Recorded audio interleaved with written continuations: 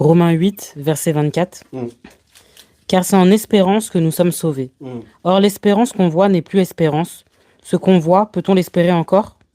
C'est ça. Mais si nous espérons ce que nous ne voyons pas, Voilà. nous l'attendons avec persévérance. Voilà. Vous vous rendez compte, hein? Car c'est en espérance que nous sommes sauvés. Donc tu ne vois pas. Amen.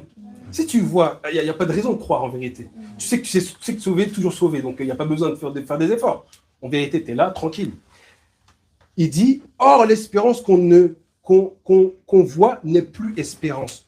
Donc en vérité, lorsqu'on parle de la patience, c'est plus ton regard physique, c'est ton regard spirituel. Tes jeux spirituels qui doivent avoir l'espérance. Mais lorsque tu vois les choses, c'est facile de patienter.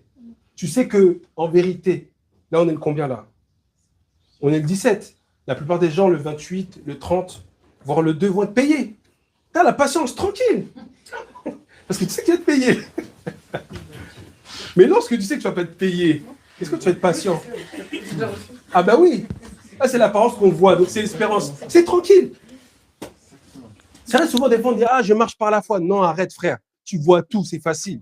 Tu sais que tu vas avoir une maladie, tu sais qu'il y a l'hôpital à droite, à gauche. C'est tranquille. Tu sais à côté de toi, il y a la boîte de Doliprane. T'as pas, et en fait, c'est ça, en fait.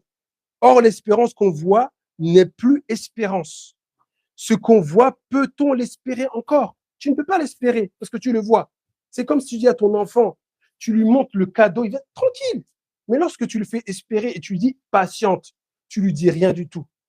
Et c'est là qu'en fait, il va grandir, il va croître en maturité. Mais si nous espérons ce que nous ne voyons pas, nous l'attendons avec persévérance. Amen. Mais si nous espérons ce que nous ne voyons pas, nous l'attendons avec persévérance. Donc, c'est-à-dire qu'il faut pas que tu vois pour espérer. Et c'est difficile. C'est difficile de ne pas voir. Tu dis, mais Seigneur, je vois et je ne vois pas le bout du tunnel. Là, ta chair, elle va être éprouvée. Le vieil homme qui était crucifié à la croix, il va commencer à vouloir t'appeler pour que tu le décrucifies. Je vais dire, ah, mais non, mais fais tes choix. Franchement, tu vois, ça fait 2 ans, 3 ans. Ça fait trop longtemps. Ça fait trop longtemps. Et c'est pour ça qu'en fait, l'apôtre Paul qui pourra dire, nous ne marchons non pas par la vue, mais par la foi.